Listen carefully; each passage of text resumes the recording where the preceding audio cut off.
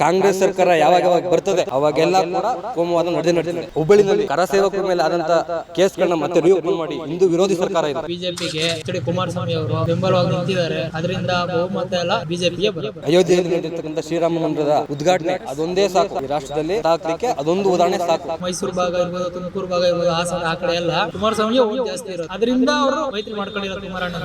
ರಾಜ್ಯ ಸರ್ಕಾರದ ಏನ್ ಹೇಳ್ತೀರಾ ಸರ್, ಅಷ್ಟೊಂದು ಏನ್ ಇಂಪ್ರೂವ್ಮೆಂಟ್ ಕಾಣಿಸ್ತಾ ಇಲ್ಲ, ಏನ್ ಕೆಲಸ ಮಾಡ್ತಾ ಇಲ್ಲ. ಅನ್ನಭಾಗ್ಯ ಅಂತ ಸಿದ್ದರಾಮಯ್ಯ ಬಿಡ್ತಾನೆ 70% ಸರ್ಕಾರದ್ದು ಕೇಂದ್ರ ಸರ್ಕಾರದ ದುಡ್ಡು ಮತ್ತೆ ಹಿಂಗಾಗುತ್ತೆ. ಅನ್ನಭಾಗ್ಯ ಯೋಜನೆ ಕೇಂದ್ರದಿಂದ ಕೊಡ್ತಾರ, 5 ಕೆಜಿ ಅಕ್ಕಿ ಕೊಡ್ತಾವ್ರೆ, ಇನ್ನೇನ್ ಕೊಡ್ತಿದಾರೆ ಅವರು. ಮಹಾರಾಷ್ಟ್ರದಲ್ಲಿ ಹೋಗಿ ಏಕನಾಥ್ ಶಿಂದೆ ಜೊತೆ ಮೈತ್ರಿ ಮಾಡ್ಕೊತಾರೆ. ಇವರು ಜಾತ್ಯತೀತ ಬಗ್ಗೆ ಮಾತಾಡ್ತಾರೆ ಕಾಂಗ್ರೆಸ್ನವರು. ಜಾತ್ಯತೀತ ಬಗ್ಗೆ ರಾಷ್ಟ್ರದಲ್ಲಿ ಮಾತಾಡ್ತಕ್ಕಂಥ ನೈತಿಕತೆ ಯಾರಿಗೂ ಕೂಡ ಉಳಿದಿಲ್ಲ. ಯೋಜನೆ ಬಂದ್ಬಿಟ್ಟು ನಮ್ಗೆ ತುಂಬಾ ಲಾಸ್. ಕಾಂಗ್ರೆಸ್ ಪಕ್ಷದ ಕಣ್ಣಿಗೆ ಎಲ್ಲವೂ ಕೂಡ ಹಾಗೆ ಕಾಣ. 55 ವರ್ಷ ಆಯ್ತು ರಾಷ್ಟ್ರವನ್ನ ಆಳಿ ನಿಮ್ಮ ಹಿಂದೂ ಮುಸ್ಲಿಂ ನಡುವೆ ತಂದಿಕ್ಕಿ ರಾಜಕಾರಣ ಮಾಡಿದ್ದಾರೆ. ನಮಸ್ತೆ ಸರ್, ನಿಮ್ಮ ಮುಂದಿನ ಪ್ರಧಾನಿ ಆಯ್ಕೆ ಯಾರು? ನಮ್ಮ ಮುಂದಿನ ಪ್ರಧಾನಮಂತ್ರಿ ನರೇಂದ್ರ ಮೋದಿ ಅವರು. ಯಾಕೆ ಸರ್ ನರೇಂದ್ರ ಮೋದಿ ಅವರು ಯಾಕೆ? ಸಾಕು ಸರ್, ಇವಾಗ ರಾಮ ಮಂದಿರ ಅಯೋಧ್ಯೆಯಲ್ಲಿ ರಾಮ ಮಂದಿರ ಕಟ್ಟಿದ್ದಾರೆ ಸರ್, ಅದೊಂದೇ ಸಾಕು ಸರ್. ಮತ್ತೆ ಇವಾಗ ಸಿಲಿಂಡರ್ ಎಲ್ಲ ಕಮ್ಮಿ ಆಯ್ತಾ ಇದೆ, ಪೆಟ್ರೋಲ್ ಡೀಸೆಲ್ ಎಲ್ಲ ಕಮ್ಮಿ ಆಗುತ್ತೆ. ಮುಂದೆ ಅಭಿವೃದ್ಧಿ ಆಗಬೇಕು ಅಂದ್ರೆ ಅವರೇ ಬೇಕು ನಮ್ಗೆ. ಓಕೆ, ಈಗ ರಾಮ ಮಂದಿರದ ವಿಚಾರ ಹೇಳಿದ್ರಿ. ರಾಮ ಮಂದಿರ ಜನವರಿ 22ಕ್ಕೆ ಉದ್ಘಾಟನೆ ಆಗ್ತಾ ಇದೆ. ಇದು ಕೂಡ ಒಂದು ರಾಜಕೀಯ ಕುತಂತ್ರ, ಯಾಕೆಂದ್ರೆ ಮತಗಳನ್ನು ಸೆಳೆಯುವ ತಂತ್ರ ಅಂತ ಹೇಳ್ತಾ ಇದ್ದಾರೆ. ಯಾಕೆಂತಂದ್ರೆ ಚುನಾವಣೆ ವರ್ಷ, ಅದರಲ್ಲೂ ಕೆಲವೇ ತಿಂಗಳುಗಳು ಬಾಕಿ ಇರೋ ಸಮಯದಲ್ಲಿ ಚುನಾವಣೆ ಹತ್ತಿರ ಇಟ್ಕೊಂಡು ಇವ್ರು ಮಾಡ್ತಾ ಇರೋದು ಮತಗಳನ್ನು ಸೆಳೆಯುವ ತಂತ್ರ ಅಂತ. ಅದು ಸುಮ್ಮನೆ ಕಟ್ಬಿಡೋಕ್ಕೆ ಅದೊಂದು 5 ನಿಮಿಷದ ಕೆಲಸ ಅಲ್ಲ ಸರ್. ಅಷ್ಟು ವರ್ಷದಿಂದ ಕಟ್ಕೊಂಬರ್ತಿದ್ದಾರೆ. ಇವಾಗ ಗಳಿಗೆ ಕೂಡು ಬಂದಿದೆ. ಅದಕ್ಕೆ ಇವಾಗ ಗಳಿಗೆ ಕೂಡು ಬಂದಿರೋದಕ್ಕೆ ಅವರು ಇವಾಗ ಓಪನ್ ಮಾಡ್ತಾ ಇರೋದು. ಸುಮ್ಮನೆ ಕಟ್ಬಿಡೋಕ್ಕದೇನು ಒಂದು ಮನೆಯಲ್ಲಿ ಕಟ್ಟೋಕ್ಕಾಗಲ್ಲ ಸರ್. ಅದು ಖಂಡಿತ ನಿರ್ಮಾಣದ ಬಗ್ಗೆ ಯಾವುದೇ ಆದಂತಹ ಒಂದು ಟೀಕೆಗಳು ಅಥವಾ ಯಾವುದೋ ಒಂದು ಅಭಿಪ್ರಾಯ, ಕೆಟ್ಟ ಅಭಿಪ್ರಾಯ ಇಲ್ಲ. ಬಟ್ ಉದ್ಘಾಟನೆ ಮಾಡ್ತಾ ಇರುವ ಸಮಯ ಇದೆಯಲ್ಲ ಅಥವಾ ಸಂದರ್ಭ ಇದೆಯಲ್ಲ, ಅದು ಚುನಾವಣೆಗೆ ಹತ್ತಿರ ಇಟ್ಕೊಂಡು ಮಾಡ್ತಾ ಇದ್ದಾರೆ ಅಂತ. ಚುನಾವಣೆ ಇನ್ನೂ 2 ತಿಂಗಳು ಇದೆಯಲ್ಲ ಸರ್, ಈ ಓಪನ್ ಆಯ್ತಾರೆ. ಇನ್ನೂ 2 ತಿಂಗಳು ಬ್ಯಾಲೆನ್ಸ್ ಇರುತ್ತಲ್ಲ ಸರ್, ಅದೇ ಹತ್ತಿರದಲ್ಲಿ ಇಟ್ಕೊಂಡು ಮಾಡ್ತಾ ಇದಾರಲ್ಲ ಅಂತ. ಆ ಥರ ಏನಿಲ್ಲ ಸರ್. ಅವಾಗಿಂದ ಕಟ್ಕೊಂಡ್ಬಂದಿರೋದು ಇವತ್ತು ಆಯ್ತಾ ಇರೋದು. ಇವಾಗ ಒಂದು ಮನೆ ಕಟ್ಟಬೇಕು ಅಂದ್ರೆ 1 ವರ್ಷ ಬೇಕು. ಇದು ಒಂದು 5 ವರ್ಷದಿಂದ ಕಟ್ತಾ ಇದಾರಲ್ವಾ, ಅದಕ್ಕೆ ಇವಾಗ ಬಂದಿದೆ. ಶುಭಗಳಿಗೆ ಇವಾಗ ಬಂದಿದೆ ಅದಕ್ಕೆ. Okay, fine. ಹಾಗಿದ್ರೆ ಈಗ ಮತ್ತೆ ನರೇಂದ್ರ ಮೋದಿ ಅವರು ಪ್ರಧಾನಿ ಆಗಲಿ ಅಂತ ಹೇಳಿದ್ರಿ. 2 ಅವಧಿಗೆ ಅವರು ಪ್ರಧಾನಿ ಆಗಿದ್ರು, 3ನೇ ಅವಧಿಗೂ ಮತ್ತೆ ಯಾಕೆ ಮುಂದುವರಿಬೇಕು ಅಂತೀರಾ? ಇಂಪ್ರೂವ್ಮೆಂಟ್ ಹಂಗಿದೆ ಸರ್, ರಾಜ್ಯದಲ್ಲಿ ಇಂಪ್ರೂವ್ಮೆಂಟ್ ಹಂಗಿದೆ. ಬೆಂಗಳೂರು ಮೈಸೂರು ಹೈವೇ ಇರ್ಬೋದು, ಎಲ್ಲ ಇಂಪ್ರೂವ್ಮೆಂಟ್ ಚೆನ್ನಾಗಿದೆ. ಅದಕ್ಕೋಸ್ಕರ ಹಾಗಿದ್ರೆ ಈಗ ನರೇಂದ್ರ ಮೋದಿ ಅವರ ಸರ್ಕಾರವನ್ನು ಸೋಲಿಸಲೇಬೇಕು ಅಂತ INDA ಎನ್ನುವ ಕೂಟವನ್ನು ಮಾಡ್ಕೊಂಡಿದ್ದಾರೆ. ಈ ಒಂದು ಮೈತ್ರಿ ಈ ಒಂದು NDA ಸರ್ಕಾರದ ವಿರುದ್ಧ ಅಂತಂದರೆ ಏನಾದರೂ ಪ್ರಬಲವಾಗಿ ಸ್ಪರ್ಧಿಸಿ ಗೆಲ್ಲುವಂಥ ಸಾಧ್ಯತೆಗಳು ಇದೆಯಾ? ಟಕ್ಕರ್ ಕೊಡುವಂಥ ಸಾಧ್ಯತೆ ಇದೆಯಾ? ಇವಾಗ ಬಿಜೆಪಿಗೆ ನಮ್ಮ ಎಚ್ ಡಿ ಕುಮಾರಸ್ವಾಮಿ ಅವರು ಬೆಂಬಲವಾಗಿ ನಿಂತಿದ್ದಾರೆ. ಅದರಿಂದ ಬಹುಮತ ಎಲ್ಲ ಬಿಜೆಪಿಗೆ ಬರೋದು. ಓಕೆ, ನೀವು ರಾಜ್ಯದಲ್ಲಿ ಈಗ ಕುಮಾರಸ್ವಾಮಿ ಅವರು ಅಂತಂದರೆ JDS ಮತ್ತು BJP ಮೈತ್ರಿ ಬಗ್ಗೆ ಬಂದ್ರಿ. ಹಾಗಿದ್ರೆ ಈ ಮೈತ್ರಿ ಸಕ್ಸಸ್ ಆಗುತ್ತೆ ಅಂತೀರಾ? ಆಗುತ್ತೆ, ಖಂಡಿತ ಆಗುತ್ತೆ. ಜನಕ್ಕೆ ಕುಮಾರಸ್ವಾಮಿಗೆ ಓಟ್ ಇದೆ ಸರ್, ಫುಲ್ ಓಟ್ ಇದೆ. ಮೆಜಾರಿಟಿ ಬರಲಿಲ್ಲ ಅಷ್ಟೇ, ಕ್ಯಾಂಡಿಡೇಟ್ಸ್ ಅಷ್ಟು ಗೆಲ್ಲಿಲ್ಲ ಅಷ್ಟೇ. ಓಟು ಸಿಕ್ಕಾಬಿಟ್ಟೆ ಓಟ್ ಇದೆ ಅವ್ರಿಗೆ. ಊರ ಕಡೆ ಇವಾಗ ಮೈಸೂರು ಭಾಗ ಇರ್ಬೋದು, ತುಮಕೂರು ಭಾಗ ಇರ್ಬೋದು, ಹಾಸನ ಆ ಕಡೆ ಎಲ್ಲ ನಮ್ಮ ಕುಮಾರಸ್ವಾಮಿಗೆ ಓಟ್ ಜಾಸ್ತಿ ಇರೋದು. ಅದರಿಂದ ಅವರು ಮೈತ್ರಿ ಮಾಡ್ಕೊಂಡಿರೋದು ಕುಮಾರಣ್ಣನ. ಇವಾಗ ಹುಲಿಗೆ ಅವ್ರಿಗೆ ಒಂಥರ ಬಲ ಸಿಕ್ಕಿದೆ, ಇವಾಗ ಚೆನ್ನಾಗಿದೆ. ಹಾಗಿದ್ರೆ ಯಾವ ಊರು ನಿಮ್ಮದು? ಯಾವ ಊರು ಪ್ರಾಪರ್? ನಮ್ಮದು ರಾಮನಗರ ಸರ್. ಪ್ರಾಪರ್ ರಾಮನಗರ, ಹೌದು. ಓಕೆ, ಹಾಗಿದ್ರೆ ಬೆಂಗಳೂರು ಗ್ರಾಮಾಂತರ ಒಂದು ಲೋಕಸಭಾ ಕ್ಷೇತ್ರವನ್ನು ಗಮನಿಸುವುದಾದರೆ ಈಗ DK ಸುರೇಶ್ ಅವರು ಇದ್ದಾರೆ MP ಆಗಿ. ಸೊ ಈಗ ಅಲ್ಲಿ ಕುಮಾರಸ್ವಾಮಿ ಅವರು ಅಥವಾ CP ಯೋಗೇಶ್ವರ್ ಅನ್ನೋ ಅಂತ ಇದಿದೆ ಮೈತ್ರಿಯಿಂದ. ಸೊ ನಿಮ್ಮ ಪ್ರಕಾರ ಯಾರು ನಿಲ್ಬೇಕು, ಯಾಕೆ ನಿಲ್ಬೇಕು, ಮತ್ತೆ ಯಾರು ನಿಂತರೆ ಬೆಟರ್ ಅಂತೀರ? ಇವಾಗ 2 ಇದರಿಂದನೂ DK ಸುರೇಶ ಬಂದಿರೋದು ಕೆಲ್ಸಗಳು ಮಾಡಿದ್ದಾರೆ, ಇಲ್ಲ ಅಂತ ಹೇಳಲ್ಲ. ಹಳ್ಳಿ ಕಡೆ ಆ ಥರ ಮಾಡಿದ್ದಾರೆ. ಲೋಕಸಭೆಯಲ್ಲಿ ಹೇಳೋಕ್ಕಾಗಲ್ಲ. ಇನ್ನೂ ಬೇಕಾದ್ರೆ ಇದರಲ್ಲೇ ಆದರೆ ವಿಧಾನಸಭೆಯಲ್ಲಿ ಆದರೆ ಈ ಥರ ಆಯಿತು ಅಂತ ಹೇಳ್ಬೋದು. ಲೋಕಸಭೆಯಲ್ಲಿ ಚೆನ್ನಾಗಿ ಕೆಲಸ ಮಾಡಿದ್ದಾರೆ. ಹಾಗಿದ್ರೆ DK ಸುರೇಶ್ ಅವರ ಕಾರ್ಯವೈಖರಿಯನ್ನು ತಾವು ಮೆಚ್ಕೊಂಡಿದ್ದೀರಾ? ಹೌದು, ಚೆನ್ನಾಗಿದೆ, ಕೆಲಸ ಚೆನ್ನಾಗಿದೆ. ಇವಾಗ ನಮ್ಮ ಊರ ಕಡೆ ಎಲ್ಲ ಟಾರು ಕಾಂಕ್ರೀಟ್ ಎಲ್ಲ ಹಾಕ್ಸಿದ್ದಾರೆ, ಚೆನ್ನಾಗಿ ಮಾಡ್ತಾ ಇದ್ದಾರೆ, ಇಂಪ್ರೂವ್ಮೆಂಟ್ ಮಾಡಿದ್ದಾರೆ. ಹಾಗಿದ್ರೆ ಮತ್ತೆ ಅವರೇ ಗೆಲ್ಲುವ ನಿರೀಕ್ಷೆ ಇದೆ ಅಂತೀರಾ? ಅಂದರೆ ಅದ್ರ ಮೇಲೆ ಕ್ಯಾಂಡಿಡೇಟ್ ಮೇಲೆ ಡಿಪೆಂಡ್. ಇವಾಗ ಕುಮಾರಣ್ಣ ನಿಂತ್ಕೊಂಡ್ರೆ ಕುಮಾರಣ್ಣನೇ ಗೆಲ್ಲೋದಲ್ಲಿ, ಆ ಥರ. ಆವಾಗ DK ನಿಂತ್ಕೊಂಡ್ರೆ ಕುಮಾರಣ್ಣನೇ ಗೆಲ್ಲೋದಲ್ಲಿ 100%. ಅಂದ್ರೆ ಅವ್ರು ಅಲ್ಲಿ ನಿಲ್ತಾರೆ ಏನೋ ಗೊತ್ತಿಲ್ಲ. ಕ್ಯಾಂಡಿಡೇಟ್ ಅನೌನ್ಸ್ಮೆಂಟ್ ಆದ್ಮೇಲೆ ಗೊತ್ತಾಗುತ್ತೆ ಪಿಕ್ಚರ್. ಈಗ ಮೈತ್ರಿ ಮಾಡ್ಕೊಂಡ್ಬಿಟ್ಟಿದ್ದಾರೆ. CP ಯೋಗೇಶ್ವರ್ ಅವ್ರಿಗೂ ಒಂದು ಚಾನ್ಸ್ ಇದೆ ಅಲ್ಲಿ BJPಯಿಂದ. ಹೇಳಕ್ಕಾಗಲ್ಲ, ನೋಡ್ಬೇಕು. ಹೌದು, ಓಕೆ. ಸೊ ಈಗ ನಿಮ್ಮ ಕ್ಷೇತ್ರದಲ್ಲಿ DK ಸುರೇಶ್ ಅವರು ಏನಿದ್ದಾರೆ, ಅವರು ನೀವು ಪಕ್ಷ ಮರೆತು ಅಂತಂದರೆ ಅಭಿವೃದ್ಧಿ ಕೆಲಸಗಳನ್ನು ಮಾಡ್ತಾ ಇದ್ದಾರೆ ಅಂತ ಹೇಳ್ತಿದ್ದೀರಾ. ಈ ನಿಟ್ಟಿನಲ್ಲಿ ನೀವು ಒಂದು ಚುನಾವಣೆಗೆ ವೋಟಿಂಗನ್ನು ಯಾವ ಆಧಾರದ ಮೇಲೆ ಮಾಡ್ತೀರಾ? ವ್ಯಕ್ತಿ ಆಧಾರದ ಮೇಲೆ ಮಾಡ್ತೀರಾ, ಪಕ್ಷದ ಆಧಾರದ ಮೇಲೆ? ಇವಾಗ JDS ಮೈತ್ರಿ ಮತ್ತು BJP ಮೈತ್ರಿ ಅಂದಮೇಲೆ JDS ಜಾಸ್ತಿ ಕೆಲಸ ಮಾಡಿರೋದು. ಇವಾಗ ವಿಧಾನಸೌಧ ಆಗಿರ್ಬೋದು, ಹಾಸ್ಪಿಟ್ಲ್ ಆಗಿರ್ಬೋದು, ಪೊಲೀಸ್ ಭವನ ಆಗಿರ್ಬೋದು, ಎಲ್ಲ ಅವರೇ ಇಂಪ್ರೂವ್ಮೆಂಟ್ ಮಾಡಿರೋದು ಕುಮಾರಸ್ವಾಮಿ ಅವರೇ. ಅದರಿಂದ ಗ್ರಾಮಾಂತರ ಹೆಚ್ಚು ಕಮ್ಮಿ JDS ಕಡೆನೇ ಜಾಸ್ತಿ ಒಲವು. ಇವಾಗ BJPನೂ ಇರುತ್ತಲ್ವಾ, ಅದರಿಂದ CP ಯೋಗೇಶ್ವರ ಗೆಲ್ಬೋದು ಹೇಳೋಕ್ಕಾಗಲ್ಲ. ಕುಮಾರಣ್ಣ ಫುಲ್ ಸಪೋರ್ಟ್ ಮಾಡಬೇಕು ಇವಾಗ ಅವ್ರಿಗೆ ಅಷ್ಟೇ. ಹಾಗಿದ್ರೆ ಪ್ರಸ್ತುತ ರಾಜ್ಯ ಸರ್ಕಾರದ ವಿಚಾರವಾಗಿ ಏನು ಹೇಳ್ತೀರಾ? ರಾಜ್ಯ ಸರ್ಕಾರದ ಏನು ಹೇಳ್ತೀರಾ ಸರ್, ಅಷ್ಟೊಂದೇನು ಇಂಪ್ರೂವ್ಮೆಂಟ್ ಕಾಣಿಸ್ತಾ ಇಲ್ಲ ರಾಜ್ಯ ಸರ್ಕಾರದ್ದು.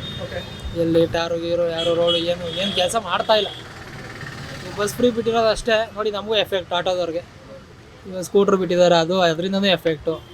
ನಮಗೆ ತಲೆ ಮೇಲೆ ಇದನ್ನ ಎಳೆದಿದ್ದಾರೆ ಅಷ್ಟೇ. ಸರ್, ನಿಮ್ಮ ಆಟೋದವ್ರದ್ದು ಪ್ರತಿಯೊಬ್ಬರದ್ದು ಹೆಚ್ಚಿನದಾಗಿ ಕಂಪ್ಲೇಂಟ್ ಏನಪ್ಪ ಅಂದರೆ ಈ ಒಂದು ಶಕ್ತಿ ಯೋಜನೆ ಏನಿದೆ, ಬಸ್ ಫ್ರೀ ಇದೆ, ಅದ್ರ ವಿಚಾರವಾಗಿ ಹೆಚ್ಚಿನದಾಗಿ ನೀವು ನಿರಾಸರಾಗಿದ್ದ. ಸೊ ಉಳಿದಂಥ ಯೋಜನೆಗಳು ಪರವಾಗಿಲ್ವಾ? ಹಾಗಿದ್ರೆ ಈ ಒಂದು ಶಕ್ತಿ ಯೋಜನೆ ಹೊರತುಪಡಿಸಿ ಇನ್ಯಾಪ್ರೆ ಸರ್, ಕೇಂದ್ರದಿಂದ ಕೊಡ್ತಾರೋ 5 kg ಅಕ್ಕಿ ಕೊಡ್ತಾವ್ರೆ. ಇನ್ನೇನು ಕೊಡ್ತಿದ್ದಾರೆ ಅವನು? ಇವಾಗ ಏನೋ ಭವಿಷ್ಯ ನಿಧಿ ಅಂತ ಇವಾಗ ಕೊಡ್ತಿದ್ದಾರೆ.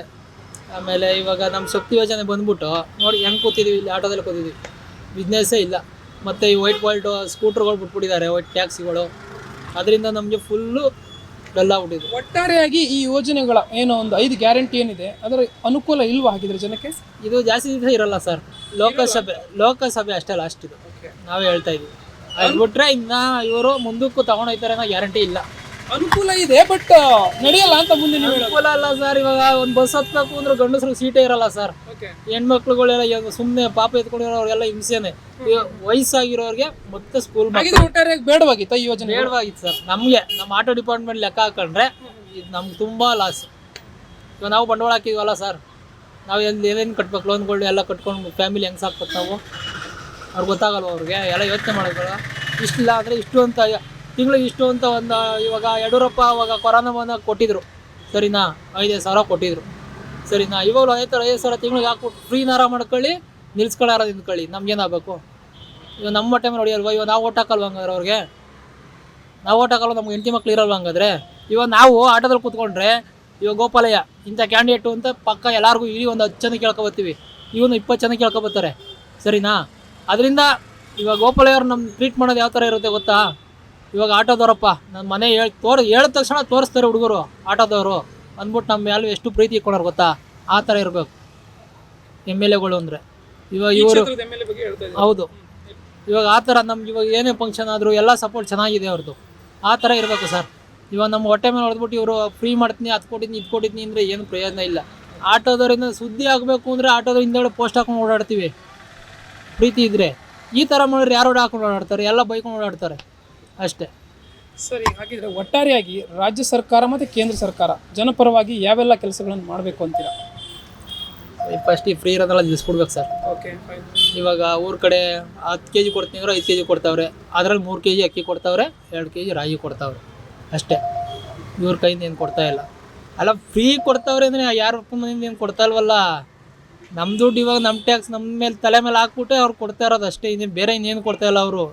ಅದ್ರಲ್ಲಿ ಮಾಡ್ರೆ ಅಲ್ಲೇ ಲಾಸು ಅಂತವ್ರೆ. ಅದನ್ನ ಹೇಳೋದು. ನಮಸ್ತೆ ಸರ್, ಮುಂದಿನ ಪ್ರಧಾನಿಯಾಗಿ ಯಾರನ್ನು ಆಯ್ಕೆ ಮಾಡ್ತೀರಾ? ನರೇಂದ್ರ ಮೋದಿ ಅವರು ಮತ್ತೊಮ್ಮೆ ಪ್ರಧಾನಿ ಆಗೋದ್ರಲ್ಲಿ ಯಾವುದೇ ಅನುಮಾನ ಇಲ್ಲ ಈ ರಾಷ್ಟ್ರದಲ್ಲಿ. ಓಕೆ, ಹಾಗಿದ್ರೆ ನಿಮ್ಮ ಆಯ್ಕೆ ನರೇಂದ್ರ ಮೋದಿ ಅವರು. ಯಾಕೆ ನರೇಂದ್ರ ಮೋದಿ ಅವರು? ನಮ್ಮದು ಮೂಲತಃ JDS ಪಕ್ಷ, ನಾವು ಕುಣಿಗಲ್ ವಿಧಾನಸಭಾ ಕ್ಷೇತ್ರದ ಮತದಾರರು. ಓಕೆ, ಈಗ ಮೈತ್ರಿ ಆಗಿದೆ ಅಂತನಾ? ಮೈತ್ರಿ ಆಗಿದೆ ಅಂತೇಳಿ. ಯಾಕೆ ಅಂತ ಹೇಳಿದ್ರೆ ಈ ದೇಶ ಸುಭದ್ರವಾಗಿರಬೇಕು ಅಂತ ಹೇಳಿದ್ರೆ ನರೇಂದ್ರ ಮೋದಿ ಅಂತ ವ್ಯಕ್ತಿತ್ವ ಇರ್ತಕ್ಕಂಥ, ಅಂತಾರಾಷ್ಟ್ರೀಯ ನಾಯಕತ್ವ ಇರ್ತಕ್ಕಂಥ ವ್ಯಕ್ತಿ ಈ ದೇಶದ ಪ್ರಧಾನಿಯಾಗಿ ಮತ್ತೊಮ್ಮೆ ಮುಂದುವರಿಬೇಕು. ಅದು ಇಡೀ ರಾಷ್ಟ್ರದ ಜನರ ಬಯಕೆ.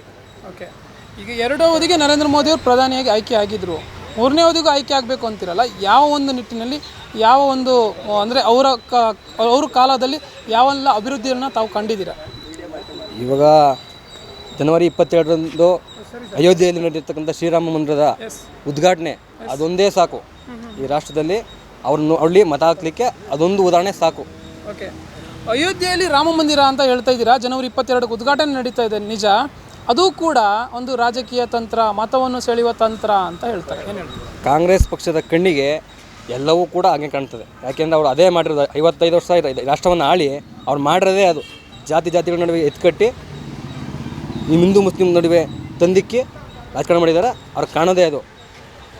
ಇದು ಯಾವ ರಾಜಕೀಯ ಅಲ್ಲ.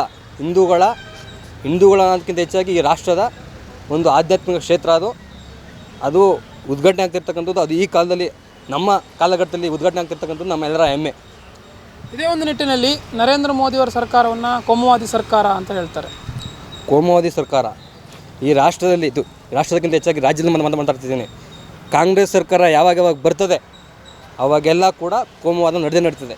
ಇವಾಗ ನಿನ್ನೆ ಹುಬ್ಬಳ್ಳಿನಲ್ಲಿ ಕರಸೇವಕರ ಮೇಲೆ ಆದಂಥ ಕೇಸ್ಗಳನ್ನ ಮತ್ತೆ ರೀಓಪನ್ ಮಾಡಿ ಹಿಂದೂ ವಿರೋಧಿ ಸರ್ಕಾರ ಇದು. ಇವರು ಕೋಮುವಾದಿಗಳು, ಅವರೆಲ್ಲ ಕೋಮುವಾದಿಗಳು, ಇವರು ಕೋಮುವಾದಿಗಳು. ಓಕೆ, ಇವರು ಕೋಮುವಾದಿತನ ಮಾತಾಡ್ತಾರೆ ಕಾಂಗ್ರೆಸ್ ಪಕ್ಷದವರು. ಯಾವ ಕೋಮುವಾದಿಗಳು? ಅವರೇ ದೊಡ್ಡ ಕೋಮುವಾದಿಗಳು ಈ ರಾಜ್ಯದಲ್ಲಿ, ಈ ರಾಷ್ಟ್ರದಲ್ಲಿ. ಓಕೆ, ಅದೇ ರೀತಿ ನರೇಂದ್ರ ಮೋದಿಯವರ ಸರ್ಕಾರ ಒಂದು ಬಡವರ ಪರವಾದ ಸರ್ಕಾರ ಅಲ್ಲ, ಇದೊಂದು ಶ್ರೀಮಂತರ ಪರವಾದ ಸರ್ಕಾರ. ಏನು ಹೇಳ್ತೀರಾ ಸರ್? ಬಡವರ ಪ್ರಧಾನ ಸರ್ಕಾರನೇ ಇದು. ಶ್ರೀಮಂತರ ಪರವಾದ ಸರ್ಕಾರ ಅಂತ ಹೆಂಗೆ ಹೇಳ್ತೀರಿ ನೀವು? ಕಾರಣ ಇರಬೇಕಲ್ಲ, ಶ್ರೀಮಂತರ ಪರವಾದ ಸರ್ಕಾರ ಅಂತ ಹೇಳಕ್ಕೆ ಕಾರಣ ಬೇಕಲ್ಲ. ಏನು ಕಾರಣ ಐತೆ? ಕೇವಲ ಇದು ಅಂಬಾನಿ ಅದಾನಿ ಅಂತವ್ರ ಅವರಿಗೋಸ್ಕರ ಮಾತ್ರ, ಅವರನ್ನು ಮಾತ್ರ ಇಲ್ಲಿ ಅಂದರೆ ಒಂದು ಇದಕ್ಕೆ ಮುನ್ನೆಲೆಗೆ ತರುವಂಥದ್ದು ಅವರ ಪರವಾದ ಸರ್ಕಾರ ಅನ್ನುವ ಮಾತಿದೆ.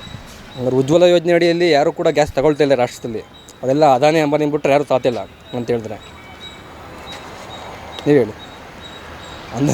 ಅದಾನಿ ಬಿಟ್ಟರೆ ಬೇರೆ ಯಾರೂ ಉಜ್ವಲ ಯೋಜನೆ ಅಡಿ ಗ್ಯಾಸ್ ತಗೋತಾ ಇಲ್ಲ. ರೈತರಿಗೆ ಪ್ರತಿ 3 ತಿಂಗಳಿಗೆ 6 ತಿಂಗಳಿಗೊಮ್ಮೆ 400 ರೂಪಾಯಿ ಸರ್ಕಾರ ಕೊಡ್ತದೆ, ಕೇಂದ್ರ ಸರ್ಕಾರ. ಯಾರು ಕೊಡ್ತಲ್ಲ. ಇವತ್ತು ಅನ್ನಭಾಗ್ಯ ಅಂತ ಸಿದ್ದರಾಮಯ್ಯನವ್ರು ಬಿಡ್ತಾನೆ ಅವರೇ. ಅದರಲ್ಲಿ ಬಿಲ್ಲಲ್ಲಿ ನೋಡ್ಬೋದು ನೀವು, 70% ಸರ್ಕಾರದ್ದು, ಕೇಂದ್ರ ಸರ್ಕಾರದ ದುಡ್ಡು. ಮತ್ತು ಹಿಂಗಾಗುತ್ತೆ ಇವ್ರದ್ದು ಅನ್ನಭಾಗ್ಯ ಯೋಜನೆ. ಹೇಳ್ಬೇಕವ ನೀವು. ಸರಿ, ಹಾಗಿದ್ರೆ ಈಗ ರಾಜ್ಯದಲ್ಲಿ BJP ಮತ್ತು JDS ಲೋಕಸಭೆಗಾಗಿ ಒಂದಾಗ್ತಾ ಇರೋದು, ಮೈತ್ರಿ ಆಗ್ತಾ ಇರೋದು, ಈ ರಾಜ್ಯದ ಒಂದು ದೊಡ್ಡ ದಂತಕತೆ ದೇವೇಗೌಡರು, ಸನ್ಮಾನ್ಯ ರೈತ ನಾಯಕರಂಥ ಯಡಿಯೂರಪ್ಪನವರು, HD ಕುಮಾರಸ್ವಾಮಿ ಅವರು, ಈ ರಾಷ್ಟ್ರದ ಹೆಮ್ಮೆಯ ಪ್ರಧಾನಿಗಳಾದಂಥ ನರೇಂದ್ರ ಮೋದಿಯವರು ಒಂದು ವೇದಿಕೆ ಮೇಲೆ ನಿಂತು ಜನರ ಹತ್ರ ಅವರ ಮನವಿಯನ್ನು ಸಲ್ಲಿಸಿ ಈ ರಾಜ್ಯದಲ್ಲಿ 28ಕ್ಕೆ 28 ಸ್ಥಾನಗಳನ್ನು BJP JDS ಮೈತ್ರಿ ಗೆಲ್ತಂದ್ರೆ ಯಾವುದೇ ಅನುಮಾನ ಇಲ್ಲ. ಯಾರೂ ಕೂಡ ಅನುಮಾನ ಪಡೋದು ಪ್ರಶ್ನೆ ಇಲ್ಲ. 28ಕ್ಕೆ 20 ಕ್ಷೇತ್ರವನ್ನು BJP JDS ಮೈತ್ರಿ ಗೆಲ್ತದೆ. ಇದು ಸ್ವಾಭಾವಿಕ ಮೈತ್ರಿ. JDSನ ಕಾರ್ಯಕರ್ತರಿರ್ಬೋದು, BJP ಕಾರ್ಯಕರ್ತರಿರ್ಬೋದು, ಎರಡೂ ಪಕ್ಷದ ಕಾರ್ಯಕರ್ತರು ಕೂಡ ಈ ರಾಜ್ಯದಲ್ಲಿ ಕಾಂಗ್ರೆಸ್ನ ವಿರುದ್ಧನೇ ರಾಜಕಾರಣ ಮಾಡಿರ್ತಂಥದ್ದು. ಯಾರೋ ಒಬ್ಬರು ಸ್ನೇಹಿತರಿಗೆ ಹೇಳ್ತಾಯಿದ್ರು, ಕಾಂಗ್ರೆಸ್ ಪಕ್ಷ JDS ಪಕ್ಷದ ಜೊತೆ ಹೋಗಿ ಒಂದು ಸೀಟ್ ತೋದು ಅಂತ. ಬಹುಶಃ KH ಮುನಿಯಪ್ಪನವ್ರನ್ನ ಕೇಳಿದ್ರೆ ಮೊನ್ನೆ ಪ್ರಸ್ತುತ ಸಚಿವರು ಇದ್ದಾರೆ, KH ಮುನಿಯಪ್ಪನವ್ರನ್ನ ಕೇಳಿದ್ರೆ JDS ಕಾಂಗ್ರೆಸ್ ಮೈತ್ರಿ ಸೋಲಿಕ್ಕೆ ಯಾರು ಕಾರಣ ಅಂತದನ್ನು ಮೊನ್ನೆ KH ಮುನಿಯಪ್ಪನವರೇ ಹೇಳ್ತಾರೆ. ರಮೇಶ್ ಕುಮಾರ್ ಯಾರು JDS ಪಕ್ಷದವರಲ್ಲ. ಈಗ ಮಂತ್ರಿ ಇರ್ತಕ್ಕಂಥ ಸುಧಾಕರ್ ನಮ್ಮ ಪಕ್ಷದವರಲ್ಲ. ಕೊತ್ತೂರು ಮಂಜುನಾಥ್ ನಮ್ಮ ಪಕ್ಷದವರಲ್ಲ. ಅವ್ರ ಪಕ್ಷದವ್ರನ್ನೇ ನಾವು ಸೋಲಿಸಿದ್ದು. ಅದು ಉದಾಹರಣೆ ಕೊಡ್ತಾಯಿದ್ದೀನಿ. 28ಕ್ಕೆ 28 ಕ್ಷೇತ್ರದಲ್ಲಿ ಕಾಂಗ್ರೆಸ್ನ ಸೋಲಿಕ್ಕೆ ಕಾಂಗ್ರೆಸ್ನವರೇ ಕಾರಣ ಹೊರತು JDS ಪಕ್ಷ ಅಲ್ಲ. ಓಕೆ, ಕುಮಾರಸ್ವಾಮಿ ಅವರ ಪರವಾಗಿ ಮಾತಾಡ್ತಾ ಇದ್ದೀರಾ. ಆದರೆ ಕುಮಾರಸ್ವಾಮಿ ಅವರು ಎಲ್ಲೋ ಒಂದು ಕಡೆ ಈಗ ಜಾತ್ಯತೀತವನ್ನು ಮರೆತಿದ್ದಾರೆ. ಅಂದರೆ ಜಾತ್ಯತೀತ ಜನತಾದಳ ಅಂತ ಏನಿತ್ತು, ಈಗ ಬರೀ ಜನತಾದಳ, ಜಾತ್ಯತೀತ ಅನ್ನೋದು ಇಲ್ಲ ಅನ್ನೋದು ಕೆಲವರ ಅಭಿಪ್ರಾಯ, ಹಾಗೆಯೇ ಟೀಕೆ ಕೂಡ. ಸರ್, ಜಾತ್ಯತೀತತೆ ಅಂದರೆ ಏನು ಅಂತ ನನಗೆ ಗೊತ್ತಿಲ್ಲ ಇವತ್ತಿನವರೆಗೂ. ನಾನು ಮಾತಾಡ್ತೀನಿ ಜಾತ್ಯತೀತದ ಬಗ್ಗೆ. ಹೆಬ್ಬಾಳದಲ್ಲಿ ಒಬ್ಬ ಮುಸ್ಲಿಂ ಅಭ್ಯರ್ಥಿ, ಕಾಂಗ್ರೆಸ್ನ ಅಧಿಕೃತ ಅಭ್ಯರ್ಥಿ, ಅವ್ರನ್ನ ಸೋಲಿಸಲಿಕ್ಕೆ ಸಿದ್ದರಾಮಯ್ಯನವರು ಒಬ್ಬ ಬೈರತಿ ಸುರೇಶ್ ಅಂತ ಇವತ್ತು ಮಂತ್ರಿ ಇದ್ದಾರೆ, ಅವರ ಪಕ್ಷೇತರವಾಗಿ ನಿಲ್ಲಿಸ್ಬಿಟ್ಟು ಗೆಲ್ಲಿಸಿದ್ಯಾರು? ಮುಸ್ಲಿಂ ಸೋಲಿಸಿದ್ಯಾರು? ಹೇಳಿ ನೀವು. ಜಾತ್ಯತೀತತೆ ಅಂದರೆ ಏನು? ಜಾತ್ಯತೀತತೆ ಫುಲ್ ಫಾರ್ಮ್ ಯಾರು ಹೇಳ್ಬಿಟ್ರೆ ಯಾವ ಜಾತ್ಯತೀತತೆ ಇದೆ? ಮಹಾರಾಷ್ಟ್ರದಲ್ಲಿ ಹೋಗಿ ಏಕನಾಥ್ ಶಿಂದೆ ಜೊತೆ ಮೈತ್ರಿ ಮಾಡ್ಕೊತಾರೆ. ಇವರು ಜಾತ್ಯತೀತದ ಬಗ್ಗೆ ಮಾತಾಡ್ತಾರೆ ಕಾಂಗ್ರೆಸ್ನವರು. ಏಕನಾಥ್ ಶಿಂದೆ ಯಾರು? ಅವ್ರ ಜೊತೆ ಏಕನಾಥ್ ಶಿಂದೆ ಅಂತೀನಿ, ಶಿವಸೇನೆ ಜೊತೆ ಹೋಗಿ ಮೈತ್ರಿ ಆಯ್ತವರು ಕಾಂಗ್ರೆಸ್ನವರು. ಇವರು ಯಾವ ಜಾತ್ಯತೀತತೆ? ಈಗ ಜಾತ್ಯತೀತ ಬಗ್ಗೆ ಈ ರಾಷ್ಟ್ರದಲ್ಲಿ ಮಾತಾಡ್ತಕ್ಕಂಥ ನೈತಿಕತೆ ಯಾರಿಗೂ ಕೂಡ ಇವತ್ತು ಉಳಿದಿಲ್ಲ. ಜಯಪ್ರಕಾಶ್ ನಾರಾಯಣ ಕಾಲಕ್ಕೆ ಹೋಯ್ತದು ಜಾತ್ಯತೀತತೆ. ಈ ರಾಷ್ಟ್ರದಲ್ಲಿ ಜಾತ್ಯತೀತತೆ ಅನ್ನೋದು ಯಾರೂ ಮಾತಾಡೋಕ್ಕೆ ಸಾಧ್ಯ ಇಲ್ಲ. ಈಗ ಕುಮಾರಸ್ವಾಮಿ ಅವರ ಪಕ್ಷ ಅಂತಂದರೆ JDS ಪಕ್ಷದಲ್ಲಿ CM ಸಿದ್ದರಾಮಯ್ಯನವರನ್ನು ಕರೆದು ರಾಜ್ಯಾಧ್ಯಕ್ಷರ ಸ್ಥಾನವನ್ನು ಕೊಟ್ಟರು. ಆ ಬಳಿಕ ರಾಜ್ಯಾಧ್ಯಕ್ಷ ಸ್ಥಾನದಿಂದ ಉಚ್ಚಾಟನೆ ಮಾಡಿದ್ರು. ಇದೆಲ್ಲ ನಡೆದ ಒಂದು ಕಾರಣದಿಂದ ಅಂತಂದರೆ ಈಗೆಲ್ಲೋ ಒಂದು ಕಡೆ ಮುಸ್ಲಿಂ ಪರವಾದ ಓಲೈಕೆ ರಾಜಕಾರಣ ಮಾಡ್ತಾ ಇಲ್ಲ. ಹಿಂದೆ ಇವರು ಮಾಡ್ತಾಯಿದ್ರು ಕುಮಾರಸ್ವಾಮಿ ಅವರು ಅನ್ನುವ ಮಾತು. ಮುಸ್ಲಿಂ ಪರ ಓಲೈಕೆ ರಾಜಕಾರಣ ಯಾವತ್ತೂ ಕೂಡ ದೇವೇಗೌಡರ ಕುಟುಂಬ JDS ಪಕ್ಷ ಮಾಡಿಲ್ಲ. ಸರ್ವ ಜನಾಂಗದ ಶಾಂತಿಯ ತೋಟ ಅಂತೇಳಿ ಅವರು ರಾಜಕಾರಣ ಅವ್ರಿಗೆ ಅಧಿಕಾರ ಸಿಕ್ಕಂಥ ಸಂದರ್ಭದಲ್ಲೆಲ್ಲ ಕೂಡ ಅವರ ಅವಧಿನಲ್ಲಿ ಯಾವುದೇ ಕೋಮು ಗಲಭೆಗಳ ಅವಕಾಶ ಕೊಟ್ಟಿಲ್ಲ. ಅವರು ಯಾವತ್ತೂ ಕೂಡ ಮುಸ್ಲಿಮರಿಗೆ 4% ರಿಸರ್ವೇಷನ್ ಕೊಟ್ಟವರೇ ಇವರು, ಅಲ್ಪಸಂಖ್ಯಾತರು ಅಂತೇಳಿ. ಅವ್ರು ಯಾವತ್ತೂ ಕೂಡ ಇದನ್ನೆಲ್ಲ ಮಾಡೋಕ್ಕೆ ಹೋಗಲಿಲ್ಲ. ಓಕೆ, ಹಾಗಿದ್ರೆ ತಾವು ಒಪ್ಕೊಳ್ಳಲ್ವಾ ಅಂತಂದರೆ ಹಿಂದೆ ಮುಸ್ಲಿಂ ಪರ ಓಲೈಕೆ ರಾಜಕಾರಣ ಮಾಡ್ತಿದ್ರು, ಅಲ್ಪಸಂಖ್ಯಾತರ ಪರವಾದ ಓಲೈಕೆ ರಾಜಕಾರಣ ಮಾಡ್ತಿದ್ರು, ಎಲ್ಲೋ ಒಂದು ಕಡೆ ಹಿಂದುತ್ವವನ್ನು ಬದಿಗಿರಿಸಿ ಮಾಡ್ತಿದ್ರು. ಈಗ ಹಿಂದುತ್ವ ಮುನ್ನೆಲೆಗೆ ಬಂದಿದೆ ಕುಮಾರಸ್ವಾಮಿ ಅವ್ರದ್ದು ಅಂತ. ಹಿಂದುತ್ವ ಮುನ್ನೆಲೆಗೆ ಬರ್ತದೆ. ಈಗ ನಿಮಗೆ ಗೊತ್ತು, ಬಹುಶಃ ನಮ್ಮ ರಾಜ್ಯದಲ್ಲಿ, ಇಡೀ ರಾಷ್ಟ್ರದಲ್ಲಿ, ನಮ್ಮ ರಾಜ್ಯದ ಅನ್ಕೊ ದೇವೇಗೌಡರು ಕುಟುಂಬ ದೇವ್ರನ್ನ ನಂಬಿದಷ್ಟು, ಅವ್ರು ಪೂಜೆ ಮಾಡಿದಷ್ಟು, ಯಾರಾದರೂ ಬೇರೆ ಕುಟುಂಬ ಪೂಜೆ ಮಾಡ್ತದೆ, ಹಿಂದುತ್ವವನ್ನು ನಂಬ್ತದೆ ಅಂತ ಯಾರು ಹೇಳ್ಬಿಟ್ರೆ ವೈಯಕ್ತಿಕವೇ ಬೇರೆ, ರಾಜಕಾರಣದಲ್ಲೇ ಬೇರೆ. ಈಗ BJP ಜೊತೆಗಿನ ಮೈತ್ರಿ ಆಗಿರೋದ್ರಿಂದ ಈ ರೀತಿ ನಡ್ಕೋತಾ ಇದ್ದಾರೆ ಅನ್ನೋದು ಏನು ಹೇಳ್ತೀರಾ? ಕಾಂಗ್ರೆಸ್ನವರು ಸುಳ್ಳು ಹೇಳೋಕ್ಕೆ ಇರೋದು. ಮೊನ್ನೆ ಕುಮಾರಸ್ವಾಮಿ ಅವರು ಕಳೆದ ವಿಧಾನಸಭೆ ಅಧಿವೇಶನದಲ್ಲಿ ಹೇಳಿದ್ದಾರೆ, ನನ್ನ ಧರ್ಮದ ಬಗ್ಗೆ ಮಾತಾಡೋವಾಗ, ಕೆಟ್ಟದಾಗಿ ಮಾತಾಡುವಾಗ ಅದನ್ನು ಸಹಿಸ್ಕೊಂಡ್ರೆ ನನ್ನಂಥ ಅಯೋಗ್ಯ ಮತ್ತೊಬ್ಬ ಇರ್ಲಿಕ್ಕೆ ಸಾಧ್ಯ ಇಲ್ಲ ಅಂತ ಅವತ್ತು ಪಕ್ಷದ ಅಧ್ಯಕ್ಷ ಇದ್ದಿದ್ದು CM ಇಬ್ರಾಹಿಂ ಅಂಥ ಕಾಲದಲ್ಲೇ ಅಧಿವೇಶನದಲ್ಲೇ ಮಾತನಾಡಿದ್ದಾರೆ. ನಾವು ಯಾವತ್ತೂ ಓಲೈಕೆ ರಾಜಕಾರಣ ಮಾಡಿಲ್ಲ. ನಮ್ಮ ಧರ್ಮ ನಾವು ಪ್ರೀತಿಸಕ್ಕಂಥದ್ದು, ವಿಮಾನ ಇರ್ತಕ್ಕಂಥದ್ದು ನಮ್ಮ ಮೊದಲು, ಆಮೇಲೆ ನಂತರ. ಅಂದರೆ ನಾವು ಬೇರೆಯನ್ನು ದೂಷಿಸ್ತಿಲ್ಲ, ಮುಸ್ಲಿಮ್ನ ವಿರೋಧಿಗಳ ನಾವಲ್ಲ. ಹಾಗಿದ್ರೆ ಈ BJP JDS ಮೈತ್ರಿ ಸಕ್ಸಸ್ ಕಾಣುತ್ತೆ ಅಂತೀರಾ? 100% ಸಕ್ಸಸ್ ಕಾಣುತ್ತೆ. ಈ ರಾಜ್ಯದಲ್ಲಿ 28ಕ್ಕೆ 28 ಕ್ಷೇತ್ರವನ್ನು JDS BJP ಮೈತ್ರಿ ಗೆಲ್ತದೆ. ಮತ್ತೊಂದು, ಇಷ್ಟೆಲ್ಲ ಹೇಳ್ತಾರಲ್ಲ ಕಾಂಗ್ರೆಸ್ನವರು, ದೇವೇಗೌಡರನ್ನ, ಒಬ್ಬ ಕನ್ನಡಿಗನನ್ನು ಪ್ರಧಾನಮಂತ್ರಿ ಸ್ಥಾನದಿಂದ ಕೆಳಗಿಳಿಸಲಿಕ್ಕೆ ಕೊಟ್ಟಿದ್ದ ಬೆಂಬಲವನ್ನು ವಾಪಸ್ ತಗೊಳ್ಳಿಕ್ಕೆ ಒಂದು ಕಾರಣ ಕೊಡಿ. ಹಗರಣ ಮಾಡಿದ್ರಾ, ಭ್ರಷ್ಟಾಚಾರ ಮಾಡಿದ್ರಾ, ಏನು ತಪ್ಪು ಮಾಡಿದ್ರು ಒಂದು ಕಾರಣ ಕೊಡಲಿ. ಮತ್ತು ಮಲ್ಲಿಕಾರ್ಜುನ್ ಖರ್ಗೆ ಕನ್ನಡಿಗರು ಪ್ರಧಾನಿ ಆಗಲಿ ಬೇಡ ಅಂತಲ್ಲ, ಅವ್ರು ಪ್ರಧಾನಮಂತ್ರಿ ಅಭ್ಯರ್ಥಿ ಮಾಡಿ ಅಂತ ಮಮತಾ ಬ್ಯಾನರ್ಜಿ ಹೇಳ್ತಾರೆ, ಬೇರೆ ಪಕ್ಷದ ಇನ್ನೊಬ್ಬ ವ್ಯಕ್ತಿ ಹೇಳ್ತಾರೆ.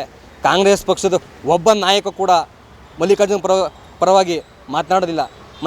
ಮೊನ್ನೆ ಮುಖ್ಯಮಂತ್ರಿಗಳು ನಿನ್ನೆ ಹೇಳ್ತಾರೆ, ರಾಹುಲ್ ಗಾಂಧಿಗೆ ರಾಷ್ಟ್ರದಲ್ಲಿ ಅಧಿಕಾರ ಕೊಡಬೇಕು, ಅವ್ರ ಕುಟುಂಬಕ್ಕೆ ಒಂದೇ ಬದಬೇಕು ಅಧಿಕಾರ. ಮಲ್ಲಿಕಾರ್ಜುನ್ ಖರ್ಗೆ ಕನ್ನಡಿಗರಾಗದೆ ಯಾರೂ ಸಹಿಸಲ್ವಾ? ಅವ್ರ ಪಕ್ಷದವರೇ ಸಹಿಸಲ್ವಾ? ನಮ್ಗೆ ಖುಷಿ ಆಗೋದಪ್ಪ. ಕಾಂಗ್ರೆಸ್ನವ್ರು ಏನಾದರೂ ಮಲ್ಲಿಕಾರ್ಜುನ್ ಖರ್ಗೆ ಅವ್ರನ್ನ ಪ್ರಧಾನಮಂತ್ರಿ ಅಭ್ಯರ್ಥಿ ಮಾಡ್ತೀವಿ ಅಂತ ಹೇಳಿದರೆ ನಮಗೂ ಕೂಡ ಖುಷಿ ಆಗೋದು. ಬಹುಶಃ ಬೇರೆ TMC ಅವರ ಮಲ್ಲಿಕಾರ್ಜುನ್ ಮಮತಾ ಬ್ಯಾನರ್ಜಿ ಹೇಳಿದ್ರೆ ಇವರು ಸಪೋರ್ಟ್ ಮಾಡಲ್ಲ. ಇನ್ನು ಇವರು ದಲಿತರ ಪರವಾಗಿ ಮಾತಾಡ್ತಾರೆ ಹೇಳಿ. ಹಾಗಿದ್ರೆ ಕರ್ನಾಟಕ ರಾಜ್ಯದಿಂದ ಒಬ್ಬ ನಾಯಕ ಅಥವಾ ದಕ್ಷಿಣ ಭಾರತದ ಒಬ್ಬ ನಾಯಕ ಪ್ರಧಾನಿಯಾಗಿ ಆಯ್ಕೆ ಆದರೆ ಸೂಕ್ತನಾ? ಸೂಕ್ತ. ದಕ್ಷಿಣ ಭಾರತದವರು ಪ್ರಧಾನಮಂತ್ರಿ ಆಗಲಿಕ್ಕೆ ಅವಕಾಶ ಸಿಗಬೇಕು, ಆಗಲಿ, ಆ ಥರ ಅನುಮಾನ ಇಲ್ಲ. ಆದರೆ ಇವತ್ತಿನ ಕಾಲಕ್ಕೆ ನರೇಂದ್ರ ಮೋದಿ ಅವರು ಸೂಕ್ತ. ಹಾಗಿದ್ರೆ ಈಗ ಪ್ರಸ್ತುತ ರಾಜ್ಯ ಸರ್ಕಾರದ ವಿಚಾರವಾಗಿ ಏನು ಹೇಳ್ತೀರಾ?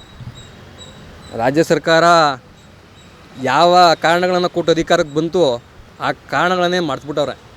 ಉದಾಹರಣೆ, 40% ಕಮಿಷನ್ ಆರೋಪ ಮಾಡ್ಕೊಂಡು ಗೆದ್ದು ಬಂದರು. CM ಏನೋ ಆರೋಪ ಮಾಡೋರು ಗೆದ್ಕೊಂಬಂದರು. ಬಹುಶಃ ಇವತ್ತು ಎಷ್ಟು ತಿಂಗಳಾಗಿರ್ಬೇಕು ಸರ್ಕಾರ ಬಂದು?